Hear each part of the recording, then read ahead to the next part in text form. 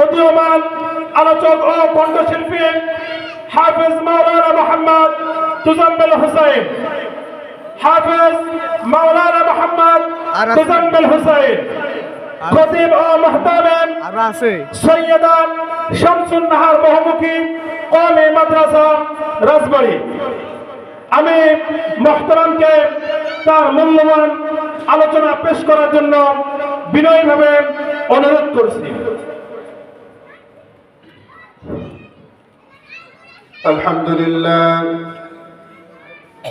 الحمد لله الذي جعل الشمس والقمر بحسبان والنجم والشجر يسجدان وفضل زمانا على زمان كما فضل مكانا على مكان وإنسانا على إنسان. ونشهد أن لا إله إلا الله وحده لا شريك له. ونشهد أن سيدنا وسندنا وحبيب ربنا وطبيبنا وطبيب قلوبنا ومولانا محمدا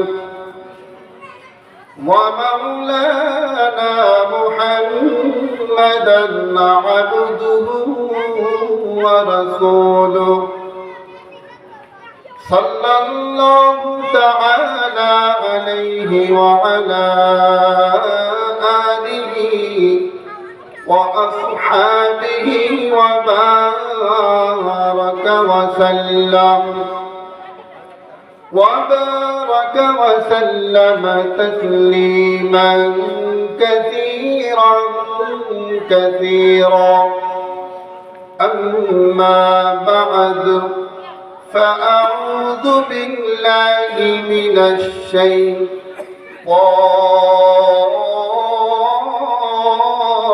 الرجيم. بسم الله الرحمن الرحيم. حتى إذا ما جاءوها شهد عليهم سمعهم وأبصارهم وجلودهم بما كانوا يعملون. وقالوا لجلودهم لم شهدتم علينا؟ قالوا أنطقنا الله الذي أنطق كل شيء. وقال النبي صلى الله عليه وسلم: اتق المحارم تكن أعبد الناس، ارض بما قسم الله لك تكن أغنى الناس، وأحسن إلى جارك تكن مؤمنا، وأحب للناس ما تحب لنفسك تكن مسلما، ولا تكثر الضحك فإن كثرة الضحك تميت القلب، أو كما قال النبي عليه الصلاة والسلام: إن الله وملائكته يصلون على النبي يا أيها الذين آمنوا صلوا عليه وسلموا تسليما. اللهم صل على سيدنا مولانا محمد وعلى آل سيدنا شفيعنا محمد اللهم صل على سيدنا مولانا محمد وعلى آل سيدنا شفيعنا محمد سبحانك لا علم لنا إلا ما علمتنا إنك أنت العليم الحكيم رب اشرح لي صدري ويسر لي أمري واحلل عقدة من لساني يفقه قولي بذكر شهر جبيني در خلوشات بذكر شهر جبيني در خلوشات বলে দানা দরি মানা কে গুশাদ না বুলবুল পর গোলশ তসবিহ খানে के हर खाने बतस्बीह ज़बाने ज़िक्र हक़ मुक़द्दारी रूह रा मरहमा मदई दिल मजरूह रा ला इलाहा इल्लल्लाह ला इलाहा इल्लल्लाह لا إله إلا الله لا إله إلا الله لا إله إلا الله لا إله إلا الله لا إله إلا الله لا إله إلا الله محمد رسول الله توحید کی امانات سینوں میں ہے ہمارا آسان ہی مٹانا نام نشا ہمارا بلغ العلا بکمالہ کشف الدجى بجمالہ حسنت جميع خصالہ صلوا علیہ وآلہ تکبیر میں کلمہ میں نمازوں میں اذا میں تکبیر میں کلمہ میں نمازوں میں اذا میں ہے نام الہی سے ملا نام محمد ہے نام الہی سے ملا نام محمد فرماتے ہیں آدم کہ مجھے خلد دری میں لکھا ہوا تو باب ملا نام محمد لکھا ہوا تو باب ملا نام محمد ہے مم محبوب مطلق و اشارہ ہے مم محبوب مطلب و اشارہ پھر کیوں نہ ہو محبوب خدا نام محمد پھر کیوں نہ ہو محبوب خدا نام محمد আলহামদুলিল্লাহ নাগল পূর্বপাড়া জামে মসজিদ ও যুব সমাজের উদ্যোগে সপ্তম বার্ষিক তাফসীরুল কোরআন মাহফিলের সম্মানিত সভাপতি সাহেব আলহাজ মাওলানা মনসুরুর রহমান সাহেব প্রধান অতিথি মাওলানা মুফতি রেজওয়ান রফিকি দামাত বরকাতুহুল মুক্তাদিলুল আলিয়া, বিশেষ বক্তা মাওলানা FM জাহাঙ্গীর আলম মাগুরা, উপস্থিত ওলামা ইকরাম, মুরব্বিনে ইযম, যুবক ভাইরা, পর্দার অন্তরালে আমার মা ও বোনেরা, সবার প্রতি সালাম। আসসালামু আলাইকুম ওয়া রাহমাতুল্লাহি ওয়া বারাকাতুহু। আল্লাহ রাব্বুল আলামিনের দরবারে সকলে শুকরিয়া জ্ঞাপন করছি যে মহান রব্বুল আলামিন আমাদেরকে দুনিয়ার সমস্ত ব্যস্ততা থেকে আল্লাহ তাআলা ফারেক করে এই জান্নাতের বাগিচার মধ্যে আসা বসার তৌফিক দান করেছেন।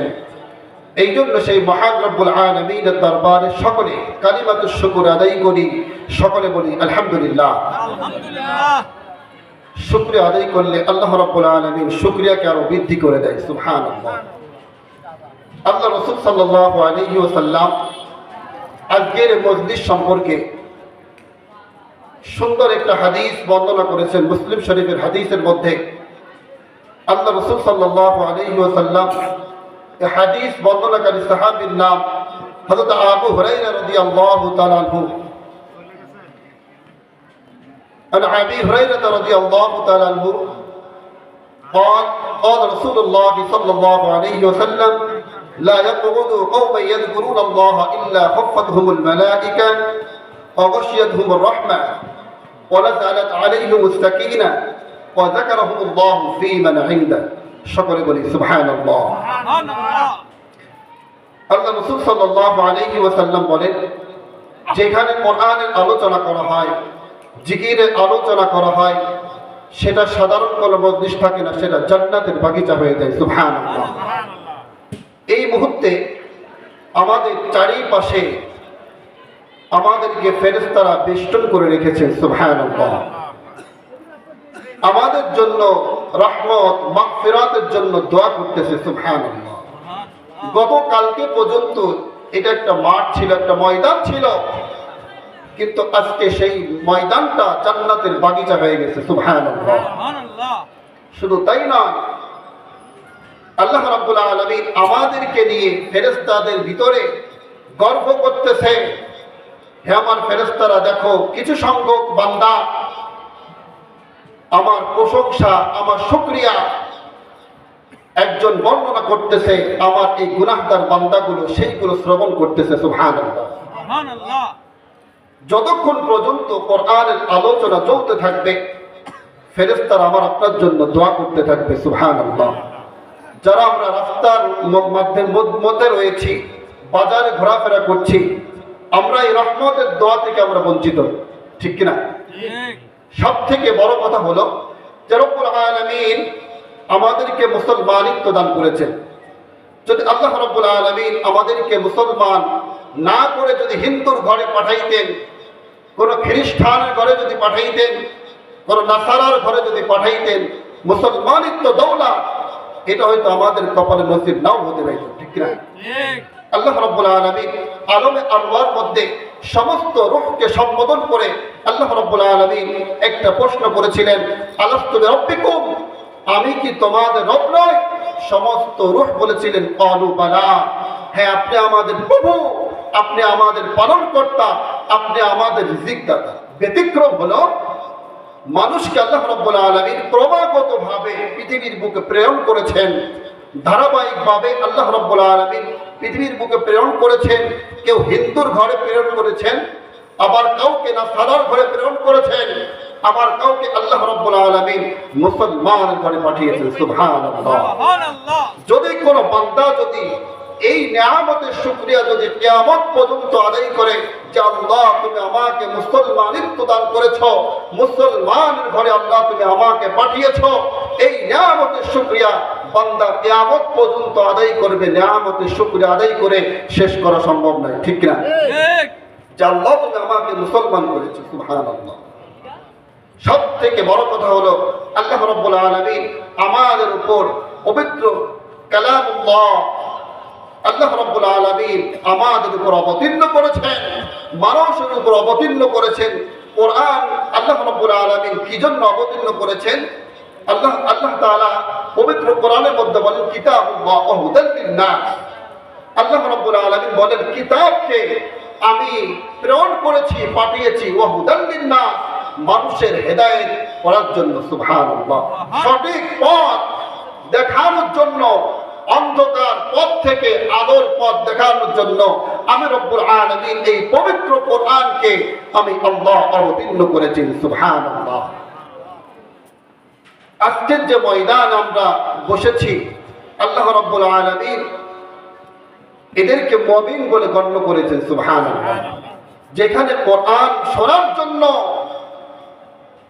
যেখানে কোরআন আলোচনা করা হয়, যারা আলোচনা শোনে আর শোনার পরে তাদের মধ্যে কম্পন সৃষ্টি হয়, ভয় সৃষ্টি হয়, আর বয়ান শোনার মাধ্যমে যদি মানুষের চোখে যদি পানি চলে আসে, আল্লাহ রাব্বুল আলামিন বলেন এই ব্যক্তিগুলো মুমিন। সুবহানাল্লাহ।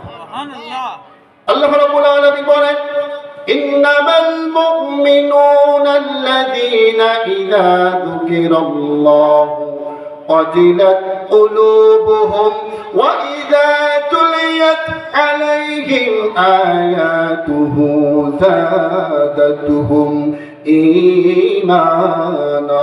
আল্লাহু আকবার বলেন।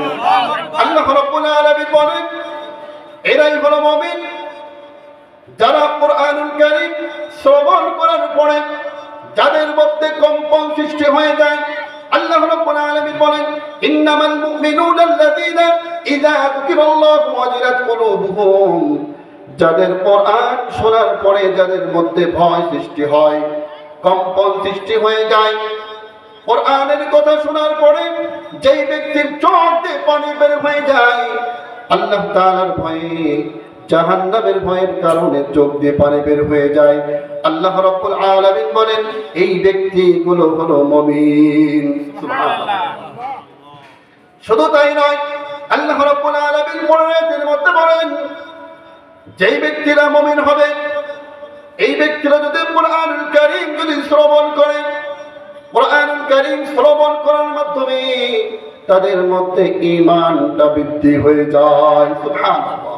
আল্লাহ রাব্বুল আলামিন এই কথাটাই কোরআনের মধ্যে বলেন ইন্নামাল মুমিনুনা আল্লাযীনা ইযা যুকিরাল্লাহু ওয়াজিলাত কুলুবুহুম ওয়া ইযা তুলিয়াত আলাইহিম আয়াতুহু যাদাতুহুম ঈমানা। আল্লাহু আকবার বলেন। আল্লাহ রাব্বুল আলামিন বলেন পবিত্র কোরআনুল কারীম শোনার পরে তাদের ঈমান বৃদ্ধি হয়ে যায়। কোরআন কত মধুর জিনিস, যতই শুনি ততই বেশি মজা লাগে। একজন ইমাম সাহেবের মুখে যদি কোরআনুল কারীম যদি শ্রবণ করেন, আর একজন ইমাম সাহেব যদি পবিত্র কোরআনুল কারীম যদি তেলাওয়াত করে, কেমন যেন মনে হয় এই ইমাম সাহেবের থেকে মনে হয় এই ব্যক্তির পড়াটা কত সুন্দর। সুবহানাল্লাহ। যদি পৃথিবীর বুকে যদি একটা গান যদি আপনি একবার, দুইবার, তিনবার যদি শ্রবণ করেন, আপনার কাছে কিন্তু এই গানটা কিন্তু আর শ্রবণ করতে ভালো লাগবে না। আল্লাহ রাব্বুল আলামিন সূরাতুল ফাতিহা, আল্লাহ রাসূল আজ থেকে 1400 বছর আগে আমরা সূরাতুল ফাতিহা আল্লাহ রাসূল যে নামাজ পড়িয়েছেন, আজ পর্যন্ত আমরা প্রত্যেক রাকাতের মধ্যে সূরাতুল ফাতিহা তেলাওয়াত করি। কোন একটা মুসলমান বান্দা কিন্তু বলে না সূরাতুল ফাতিহা পড়তে পড়তে পড়তে পড়তে আমাদের কাছে আর ভালো লাগে না। মুসলমান কি বলে নাকি? কেমন যেন মনে হয় এই ব্যক্তি সূরাতুল ফাতিহা পড়লে মজা লাগে, আরেকজন পড়লে তার থেকে বেশি মজা লাগে। সুবহানাল্লাহ। মক্কার ইমাম যখন তেলাওয়াত করে পিছন দিকে তাকিয়ে দেখবে অনেক লোক তাদের চোখ দিয়ে পানি বের হচ্ছে। সুবহানাল্লাহ। সাধারণ আমাদের কণ্ঠ শুনে অনেক মানুষ বলে আল্লাহ তাআলা আপনাকে এত সুন্দর কণ্ঠ দিয়েছেন, তাহলে চিন্তা করেন যে আল্লাহ রাব্বুল আলামিনের রাসূল তার কণ্ঠটা কত সুন্দর ছিল। সুবহানাল্লাহ। সুবহানাল্লাহ। যে কণ্ঠ শোনার জন্য কাফের বেঈমান নাস্তিকরা পর্যন্ত আল্লাহ রাসূলের জবানের কোরআন তেলাওয়াত শুনতো। সুবহানাল্লাহ, রাসূলের জবানের তেলাওয়াত কত সুন্দর ছিল, আমি একবার শুনেছি। আপনাদের মধ্যে প্রশ্ন হলো, হুজুর আপনি কিভাবে শুনলেন? বলবো একটু। গত বছর রমজানের আগে ঈশান নামাজের পরে আমি বিভিন্ন আমল করে যখন ঘুমিয়ে পড়লাম, আমি রাত্রে বেলায় স্বপ্ন চোখে দেখতেছি আল্লাহর রাসূল সাল্লাল্লাহু আলাইহি ওয়াসাল্লাম কোন একটা মসজিদের মধ্যে অনেক লোকজন জড়ো। এমন সময় আমি অনেক লোকজনের কাছে জিজ্ঞাসা করলাম, এখানে তো লোক কেন? লোকজন বলতেছে, আপনি খেতে জানেন না, এইখানে মুহাম্মদুর রাসূলুল্লাহ সাল্লাল্লাহু আলাইহি ওয়াসাল্লাম এসেছেন। আমি কি করলাম? আমি দৌড়িয়ে যে আল্লাহর রাসূলের সঙ্গে মুসাফা করেছি। সুবহানাল্লাহ, আল্লাহর রাসূলের এত নূর চেহারায় আমি বেশিক্ষণ আল্লাহর রাসূলের চেহারার দিকে তাকিয়ে থাকতে পারি না। আমি রাসূলের পিছনে 2 ওয়াক্ত নামাজ আদায় করেছি, এক ফজরের নামাজ আর 2 জুম্মার নামাজ আদায় করেছি সপ্তাহের ভিতরে। আল্লাহর কসম, নামাজের মধ্যে আল্লাহ রাসূলের কণ্ঠ তেলাওয়াত এখন পর্যন্ত আমার কানের কাছে কেমন যেন বাজে। সুবহানাল্লাহ, এত সুন্দর মধুর তেলাওয়াত। আল্লাহ রাসূল সাল্লাল্লাহু আলাইহি ওয়াসাল্লাম হামিম সিজদা দিয়ে ফজরের নামাজ আদায় করে করলেন। আমি আজকে আপনাদের সামনে যে আয়াতটা তেলাওয়াত করেছি, সূরা হামিম সিজদা 20-21 নম্বর আয়াত, আমার স্পষ্ট মনে আছে। আল্লাহ রাসূল এই আয়াতটা যখন পড়তেছিল ফুফিয়ে ফুফিয়ে কাঁদতেছিল, তেলাওয়াত করতে পারতেছিল না।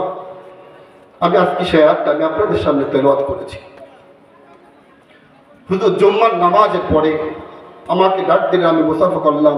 আল্লাহ রাসূল আমার জবানের মধ্যে একটা ফু দিয়ে দিলেন। সুবহানাল্লাহ, আল্লাহর কসম আমি মিথ্যা কথা বলতেছি না। আল্লাহর কসম, আমি বারবার আল্লাহর কাছে দোয়া করি, আল্লাহ এই অবস্থাটা তুমি আরেকবার দাও, আল্লাহ রাসূলকে বারবার দেখার মতো তৌফিক দান করে দাও। সুবহানাল্লাহ, আমি সেই কণ্ঠটা আজ পর্যন্ত আমার কানের কাছে এসে বাজে। এত সুন্দর কণ্ঠ আল্লাহ রাসূল সাল্লাল্লাহু আলাইহি ওয়াসাল্লামকে দান করা হয়েছিল। সুবহানাল্লাহ, সুবহানাল্লাহ। যে সমস্ত ভাইরা আল্লাহ রাসূলকে স্বপ্ন দেখে নাই, আমি তাদের জন্য দোয়া করব, আল্লাহ একবারের জন্য হলে আমাদের এই মুসলমান ভাইদেরকে স্বপ্নে দেখে তুমি দেখার তৌফিক দান করো। সকলে বলে আমিন।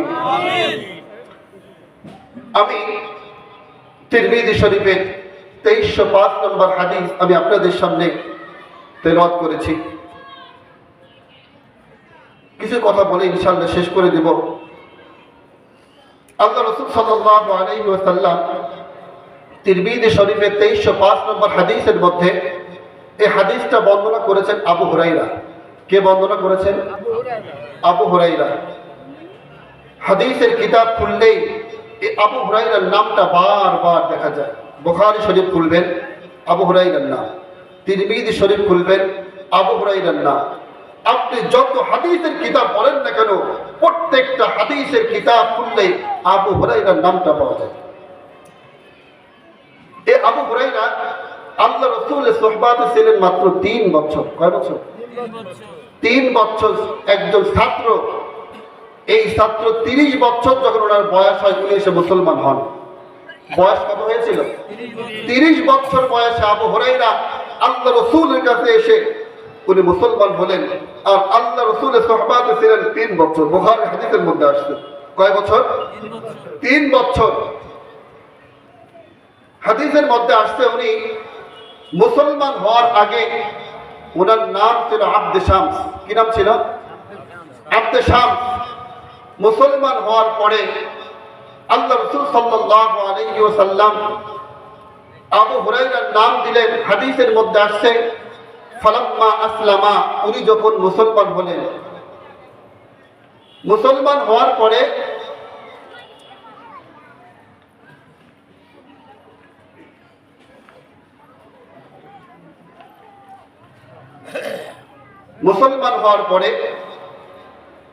আল্লাহ রাসূল সাল্লাল্লাহু আলাইহি ওয়াসাল্লাম আবু হুরায়রার নাম দিলেন আব্দুর রহমান। কি নাম দিলেন? আব্দুর রহমান নাম দিলেন, কিন্তু ওনার নামটা হলো আবু হুরায়রা। কিভাবে নামটা আবু হুরায়রা হলো? হাদিসের কিতাবের মধ্যে আসছে এই আবু হুরায়রার নামটা, এই আবু হুরায়রার নাম শব্দের অর্থ হলো ছোট্ট বিড়ালের পিতা। ছোট্ট বিড়ালের পিতা। আবু হুরায়রা রাদিয়াল্লাহু তাআলা আনহু উনি মহিষ চড়াইতেন, মহিষ। আর মহিষ যখন চড়াইতে যখন যাইতেন, ছোট্ট একটা বিড়াল ছাড়া উনি নিয়ে খেলা করতেন। এই বিড়াল সেনা খেলা করার কারণে লোকজন তাকে দিয়ে দিল কান্নাউমি আবা হুরায়রা, ওনার ডাক নাম দিয়ে দিল আবু হুরায়রা। তারপর থেকে ওনার নামটা হয়ে গেল আবু হুরায়রা। আবু হুরায়রা রাদিয়াল্লাহু তাআলা আনহু 5374টি হাদিস বর্ণনা করেছেন। 3 বছরের ছাত্র। কয় বছরের ছাত্র? 3 বছরের ছাত্র 5374টি হাদিস উনি বর্ণনা করেছেন। সাহাবারা আশ্চর্য হয়ে গেছে যে তুমি এত অল্প সময়ের মধ্যে এই হাদিসগুলো তুমি বর্ণনা করো কিভাবে? এটা আমাদের মাথায় আসে না।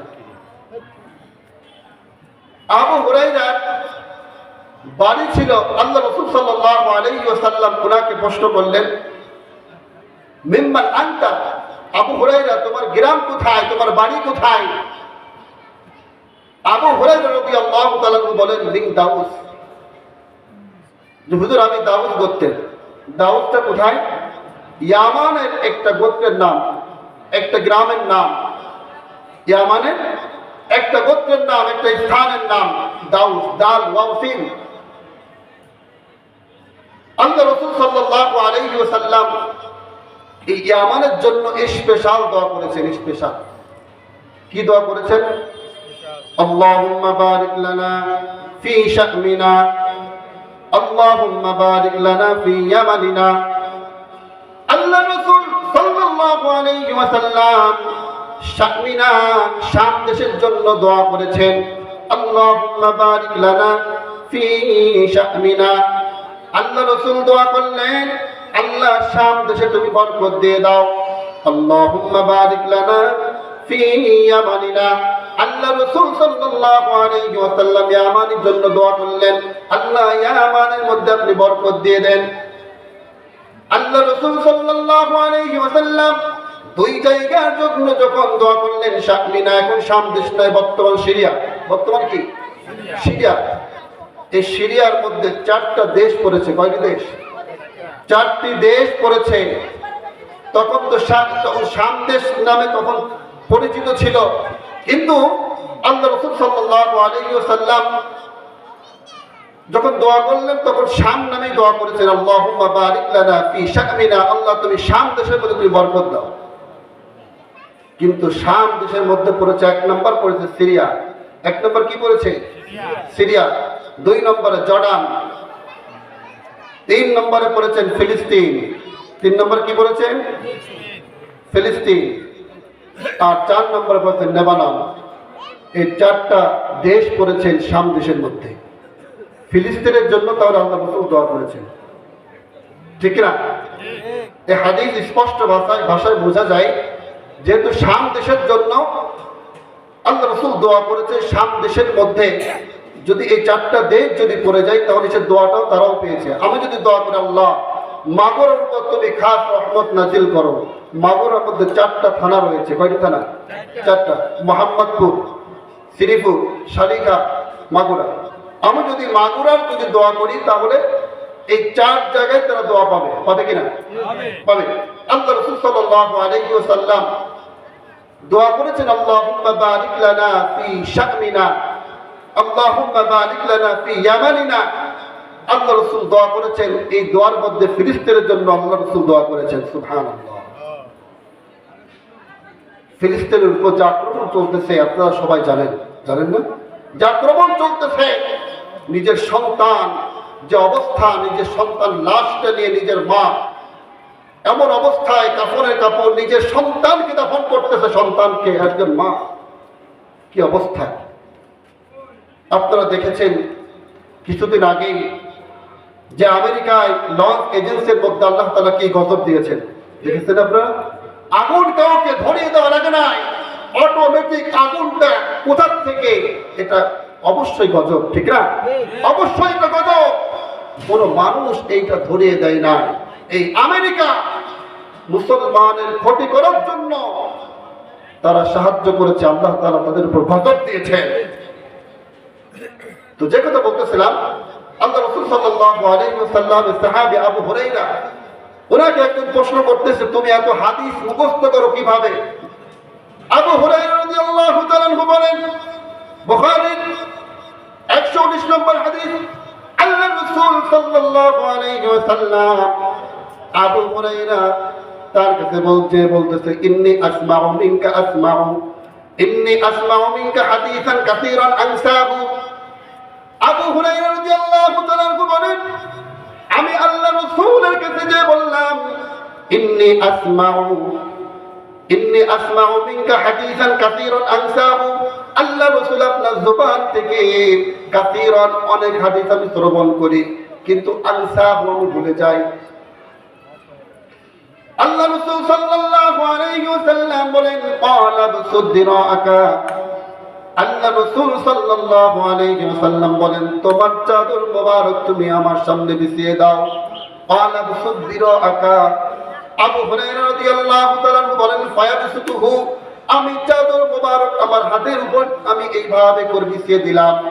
আল্লাহ রাসূল সাল্লাল্লাহু আলাইহি ওয়াসাল্লাম দুই হাতকে একত্রিত করলেন, আর একত্রিত করার পরে ওই চাদরের মধ্যে কি যেন একটু এইভাবে ঢাললেন না, ঢালার পরে আল্লাহ রাসূল সাল্লাল্লাহু আলাইহি ওয়াসাল্লাম বলেন, ইয়া আবু হুরায়রা, তুমি কি করো?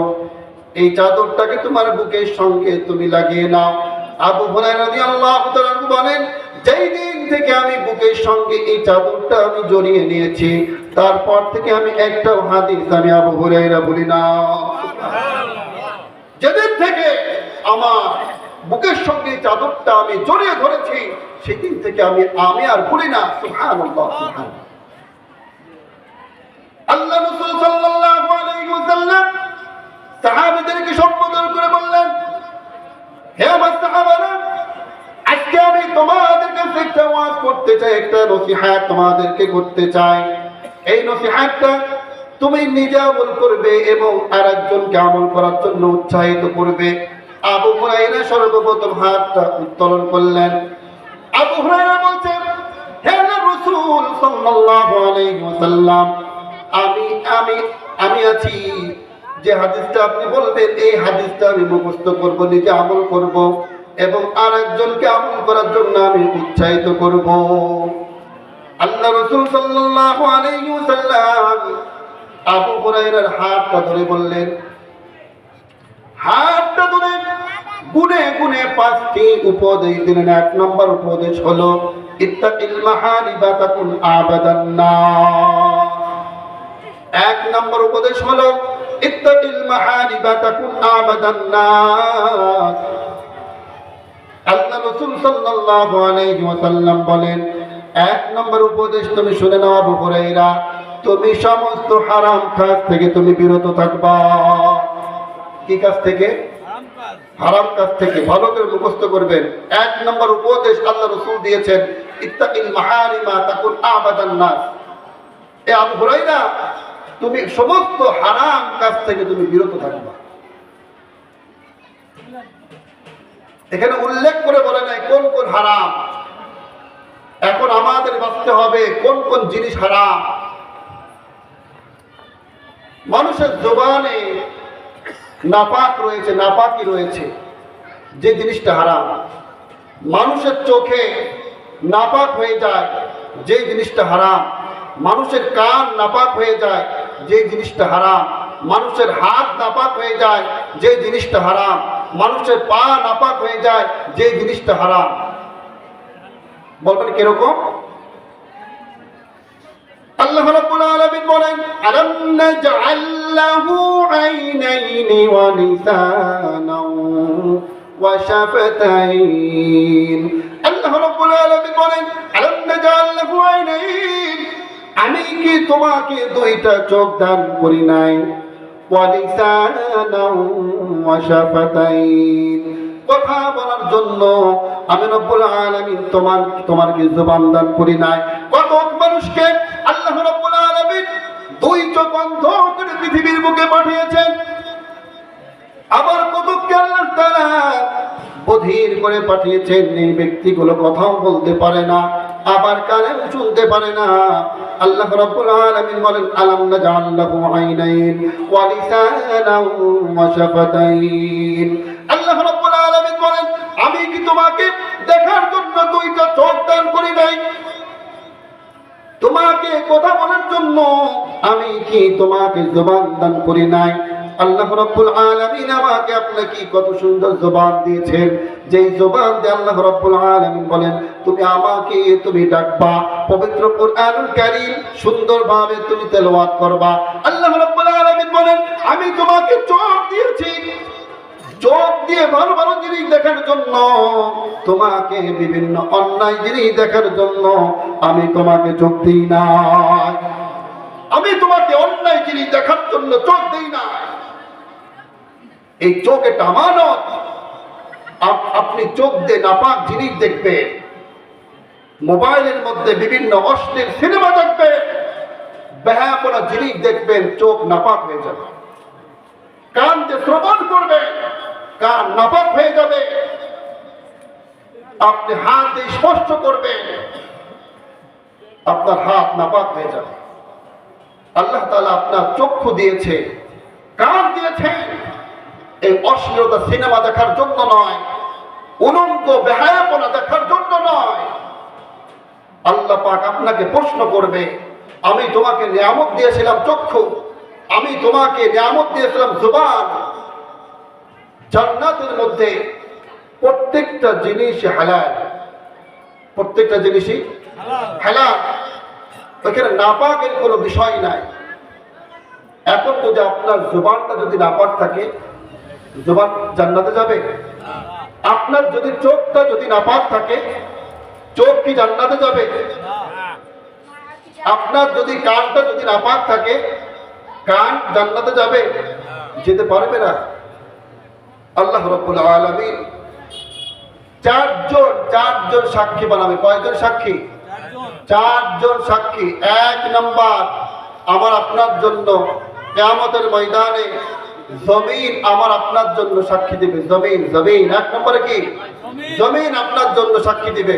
সূরাতুল জিলজালের 4 নম্বর আয়াতের মধ্যে আল্লাহ রাব্বুল আলামিন বলেন ইয়াউমা ইযিন তুহাদ্দিসু আখবারাহা। আল্লাহ রাব্বুল আলামিন বলেন কিয়ামতের দিন জমিন আল্লাহর কাছে বৃত্তান্ত বর্ণনা করবে। আল্লাহ রাসূল সাল্লাল্লাহু আলাইহি ওয়াসাল্লাম সাহাবাদেরকে বলেন হে আমার সাহাবারা, তোমরা কি জানো জমিন কিয়ামতের দিন কি বৃত্তান্ত করবে, কি নালিশ করবে? সাহাবায়ে কেরাম রাদিয়াল্লাহু তাআলা আনহুম আজমাইন বলেন ইয়া রাসূলুল্লাহ সাল্লাল্লাহু আলাইহি ওয়াসাল্লাম, আল্লাহ রাসূল এবং আল্লাহ তাআলাই ভালো জানেন। আল্লাহ রাসূল সাল্লাল্লাহু আলাইহি ওয়াসাল্লাম বলেন কিয়ামতের দিন এই জমিন আল্লাহর কাছে তার বৃত্তান্ত বর্ণনা করবে। কি বৃত্তান্ত বর্ণনা করবে? এই জমিন বলবে আল্লাহ তোমার এই বান্দা দুনিয়ায় থাকা অবস্থায় ওই দোকানের সামনে দাঁড়িয়ে আমার উপর দাঁড়িয়ে সিনেমা দেখেছিল, আমার উপর দাঁড়িয়ে জিনা করেছিল, আমার উপর দাঁড়িয়ে এই অন্যায় কাজগুলো করেছে।